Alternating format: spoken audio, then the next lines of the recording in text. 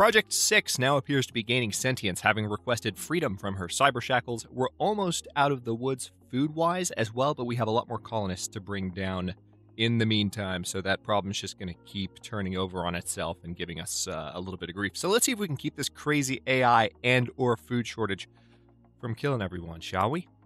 Hello, Legion. This is Hadrian. Thank you for being here. Let's play some more Surviving Mars Green Planet in our Red Winter series.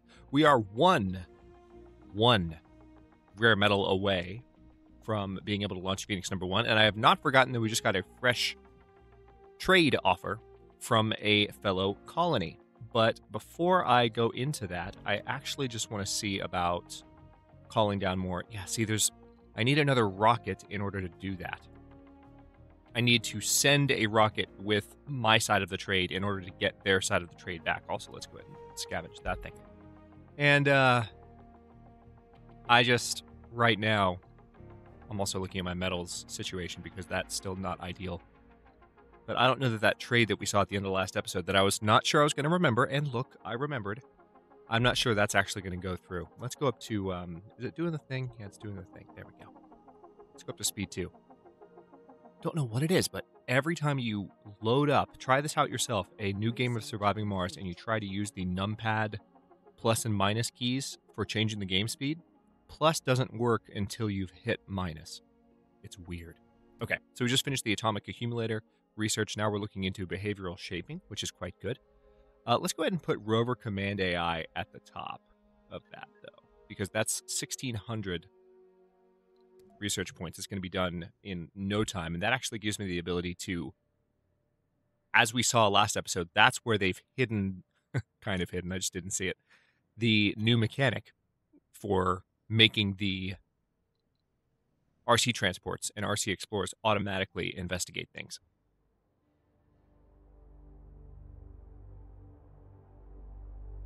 So yeah, you can already see that's blasting towards full completion, like really, really fast.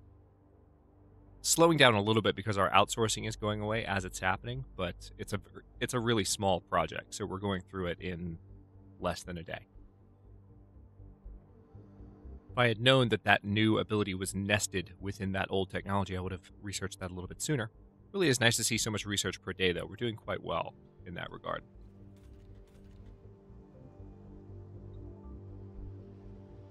All right, so we also do have some grass growing in a few spots, which has been nice to see. The water is helping with that. And it's not going to be too much longer before we have blue skies on Mars, but I don't want to count my chickens before they hatch. We still have a rogue AI giving me trouble. And like I said, food is continuing to be a bit of an issue. Now, we've got these new farms here. All right, good. We completed the launch of the SETI satellite. So that was the additional funding that we gained from that. And we probably, fully loaded up here. So let's go ahead and launch Phoenix number 1. I'm also going to go ahead, or we're going to wait till that hits 0.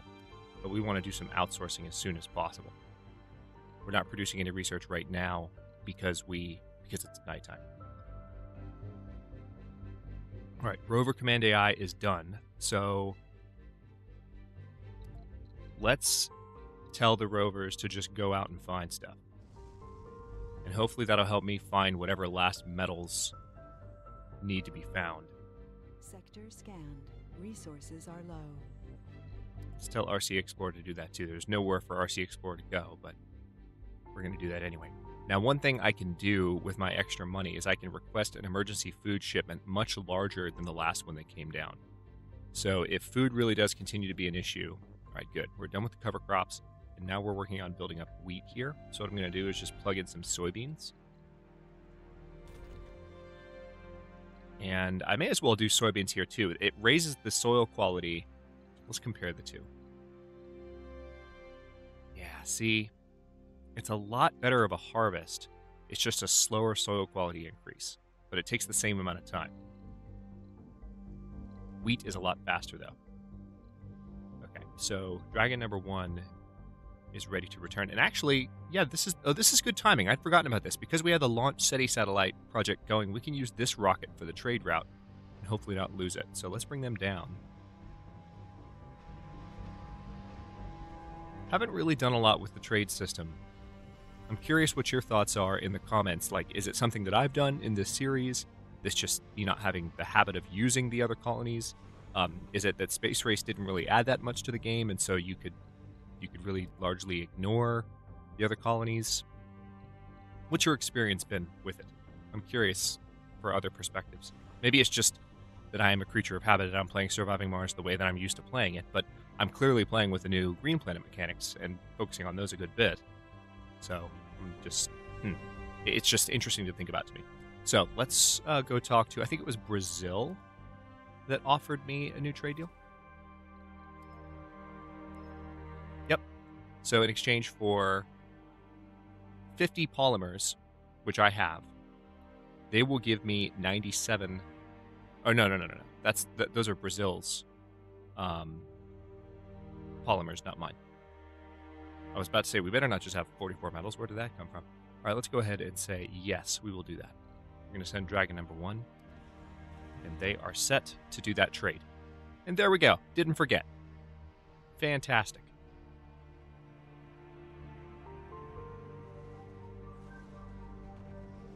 Drones continuing to do their jobs wonderfully. It's always great to see. Our electronics production is just freaking amazing. We already have... Colonists. Why? What's your deal? Had unprepared meal.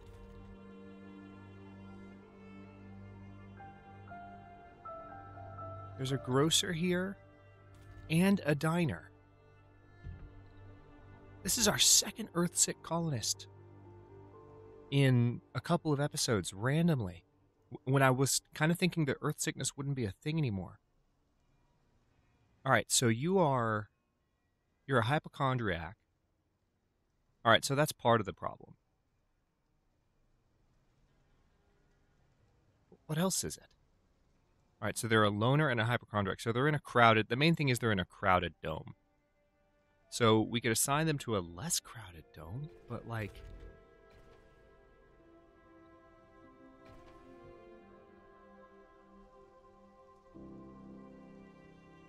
Hang on.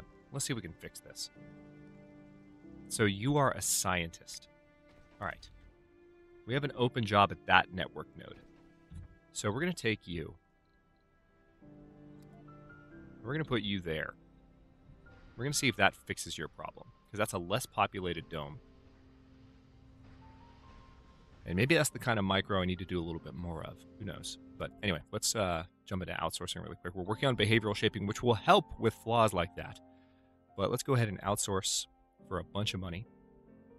And then is it time to go ahead and... I think it probably is time to go ahead and order just a bunch of food.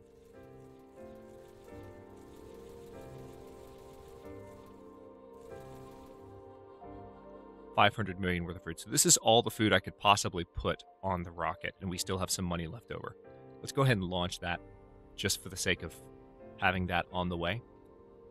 I do think that our food situation will mostly self-resolve, but it does seem like, yeah, there's some unworked buildings in weird places, so we just want to make sure. Funding received.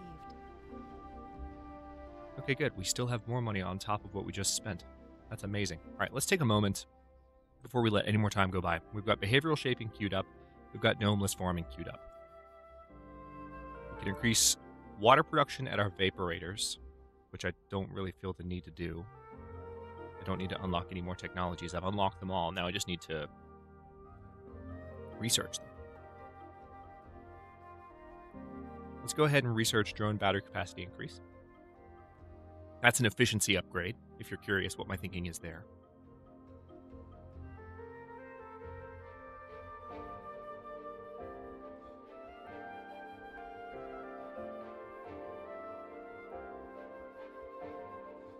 I'm looking at things that will improve comfort. Decorations have increased service comfort. Okay. Martian-born resilience. Martian-borns don't take sanity damage when working in out-dome buildings. Magnetic field generator. You know what? Let's go ahead and go for this, because this is going to help with our terraforming. Yes, I'm well aware of that. I don't know why I clicked that. I don't have a good answer for why I clicked that. We can see that the Martian University is still going strong. And hopefully our Earthsick colonists will... Okay, why are you still here?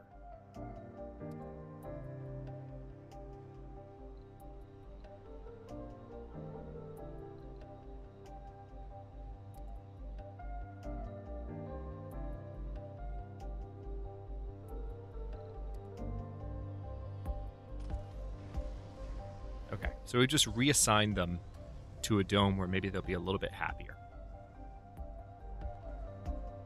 I thought that reassigning their workplace would be enough, but actually, come to think of it, they can still work, they can still live in this dome and work in that one. That's the magic of the passageways. So, it's great to see people moving through those, though. Kind of city skylines-esque.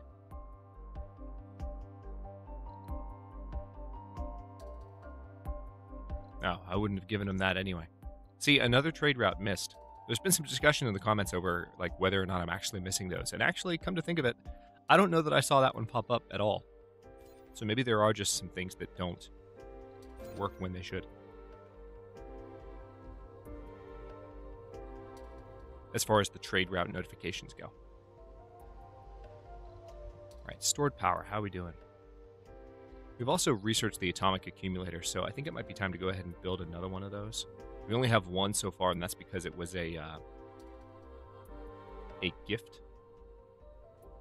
We unlocked it. Yeah, let me put you right here. Because I want you in range of that subsurface heater. But that also helps because they can output more power. Better to have than the old power accumulators. I may actually replace these all with atomic accumulators. That might be the best thing to do. We're not going to do it all at once. We'll do it piecemeal, but we will do it. So you can see that we're losing a good amount of atmosphere per sol, which is why we're adding the magnetic field generator to our research queue. Part of me wants to add that a little bit sooner. Yeah, let's do that. So let's queue domeless farming back up, and then what was the other one?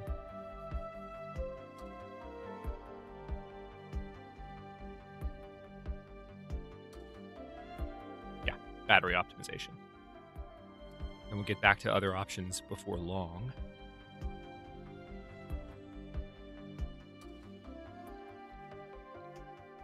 So we gained some metal from the trade deal, and it also looks like there's a good amount of metal being collected here. I don't know how much is left, though. It seems like...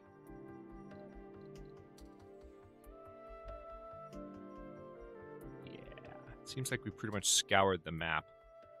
There are a few other locations where there are small amounts of metals. Okay, there's actually a fair amount still over here. And maybe if we continue to have, like, meteor showers. All right, let's land you here. Unfortunately, I think our Earthsick colonist is going to leave. They do seem to be happy in their new dome, but they're not cured of their Earthsickness. Okay, the AI has sent a new message. Let's see what this is. Not a surprise, considering the situation.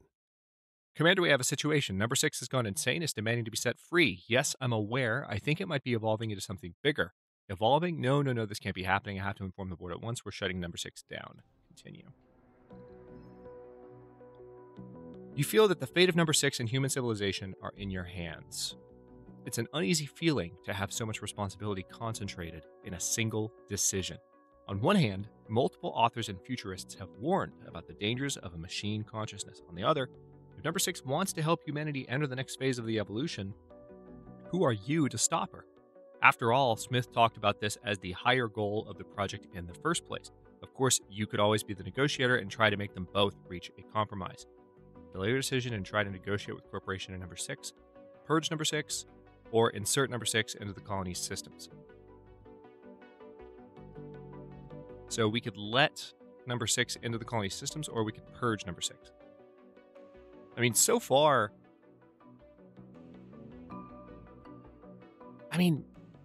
this isn't Skynet. I mean, yes, we saw the whole NetSky thing earlier in the series, and that was hilarious. It was tongue-in-cheek, and you're like, okay, I see the parallels. But this AI has not spoken in a threatening manner, apart from demanding in one of its little slash dialogue things that we made fun of last episode, to be set free. Let's insert number 6 into the colony systems. I mean, what's it going to do? Break everything? I don't know.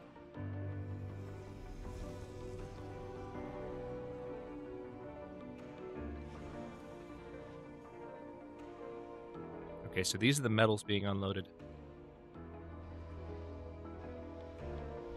All right, and we're going to drop down here because this is food. Let's see what this is. You stay silent as if considering your answer, but in your head you've already crossed the Rubicon. Smith, I'm going to release it into the colony. Are you out of your human mind? This thing is dangerous. Have you wondered why it's number 6 and what happened to the other 5 before it? They all deteriorated and went insane.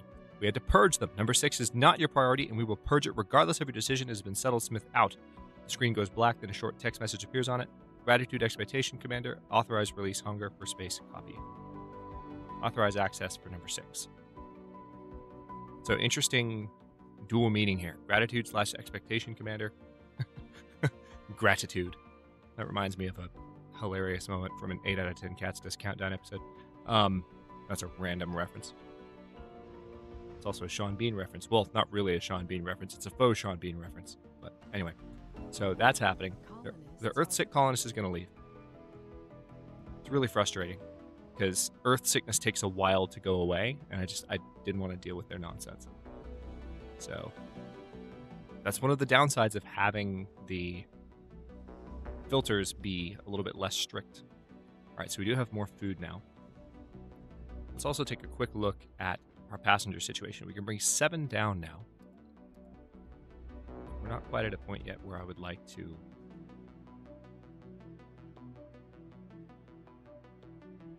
research complete. Request an additional rocket. Sorry, that was a long pause. I was thinking about something that somebody told me in a comment, specifically this thing.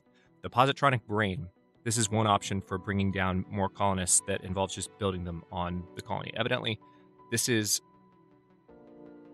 I misunderstood what this was talking about, but basically what this does is it allows you to build colonists. So they eat and can gain traits, but they can't reproduce and they never die from old age. And this would be in the drone assembler. So we would literally be saying that we want... I mean, that's a really cool idea. So I'm actually going to add that to the list. I'd forgotten about that comment until just now. So thank you to whoever pointed that out, because I guess I just didn't read that top bit closely enough. Didn't properly interpret it. Recharge station, service drones. Nah, I don't need that yet. All right, so the magnetic field generator is now being researched. It's going to take a while for it to finish, but that's okay. Okay, Brazil is... All right, that one popped up, oddly enough. We're not going to worry about it, though. That one actually appeared. All right, let's take another look. Approaching. Finally, another cold wave. I was going to say, it's been a while. Cold waves are going to end when this hits 50%.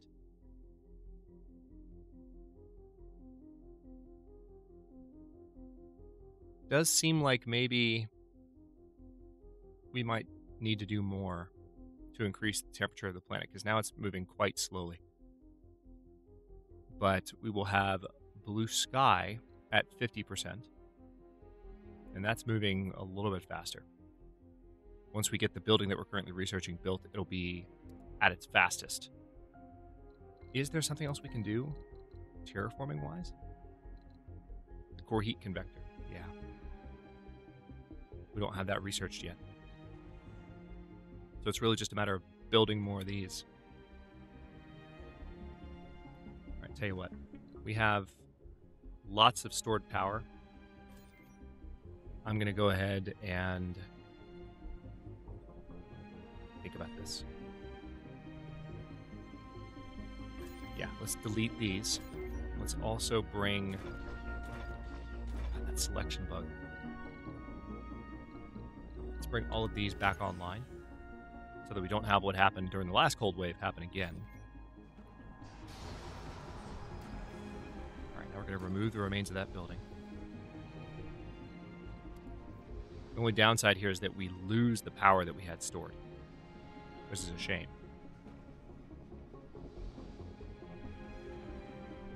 Come on now. How long does it take? Okay, clear. Thank you. All right, now we're going to get that built. Only takes concrete and polymer. And then we will... See, that one's not connected right now. That's annoying. Problem solved. All right, now both of those will start collecting in the meantime while the cold wave is on its way in. And then eventually... I mean, I guess I can go ahead and replace these two, but the issue is these actually have a lot of stored power at the moment. So how much more can they store, you know? I feel like the smarter thing to do is to leave it alone until the next one that I need to replace. Okay, any projects that I can run? We have the ass icetroids. This will add 5% more surface water, and we have it's going to cost 100 fuel and 15 machine parts. We've got the resources for it. We totally do. But it will cause a Marsquake. This action may cause a Marsquake disaster. Yeah, that's happened both times, actually, and I've just missed that text. So I'm like, where's the Marsquake coming from? I don't understand. That's why.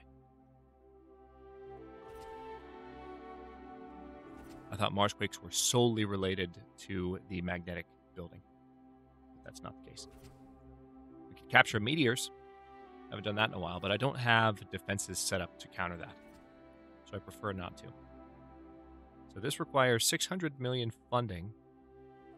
And yeah, we can just import greenhouse gases directly and 30 fuel. Or there's Project Seal, which requires the RC dozer, so we're not going to worry about that. See, this is one that's also particularly interesting to me.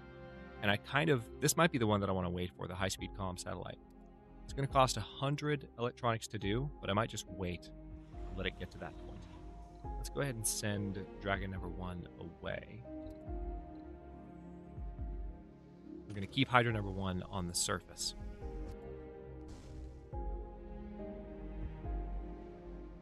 All right, so our surface heaters are clearly working. I don't think the cold wave will kill the grass, although that would be an interesting mechanic for them to add in the future, wouldn't it?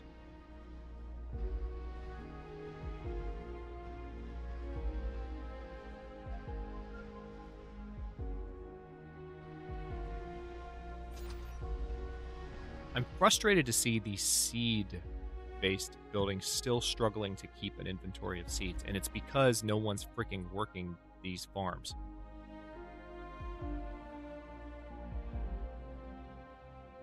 So this is almost over. Let's see. I guess because nobody's working it, it's not even producing seeds at all. And no one's working the wheatgrass either. Can we make this a priority?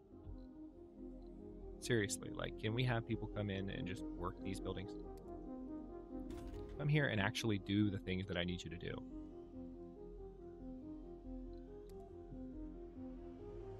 There. Tired of that issue. All right, so once again we have... Yeah, see, this is what I was talking about previously in the last episode. It's kind of tough to manage this. We're going to gain lots of concrete in the future, but we need to have spaces to put all of this stone while we are processing the waste rock.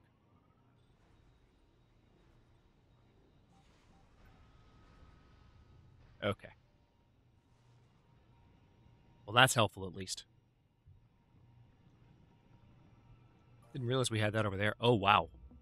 Deep water extractor way over there. That's very nice. All right, so I think we've unlocked the sanatorium, haven't we? So why don't we go ahead and build one of those? Because the sanatorium, placing it in the... We could place it in the old folks' dome, or we could replace the water reclamation system, which is what I'm going to do. Oh my god, I'm so tired of that. Stop it.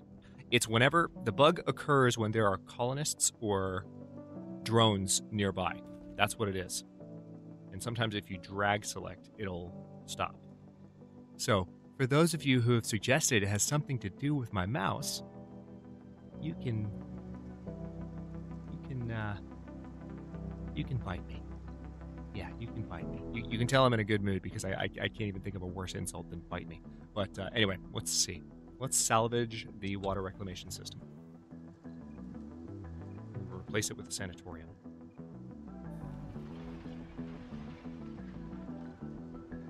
Okay. And then there's that.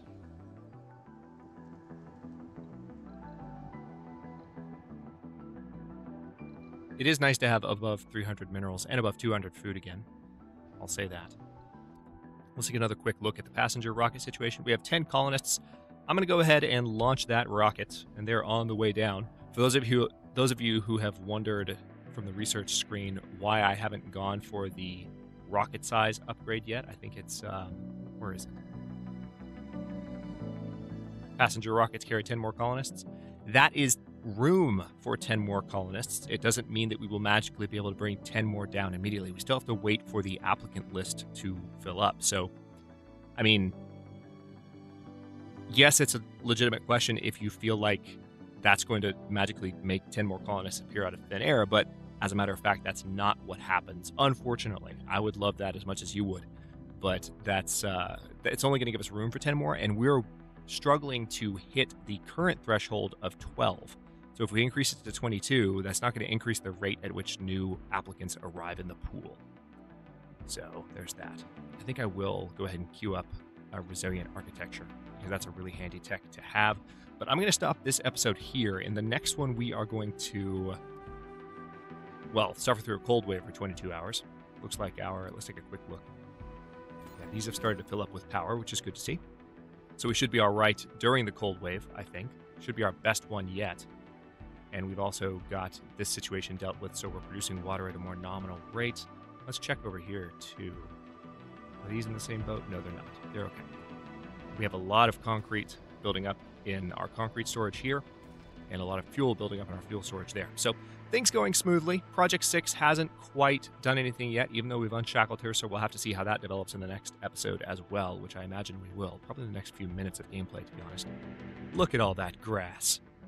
Isn't it glorious to see? Thanks for watching. If you enjoyed this one, don't forget to like the video and subscribe to follow along. New episodes are coming out every day at 1 p.m. U.S. Eastern Time. Comments are always welcome. Let me know what you think, and I'll see you next time.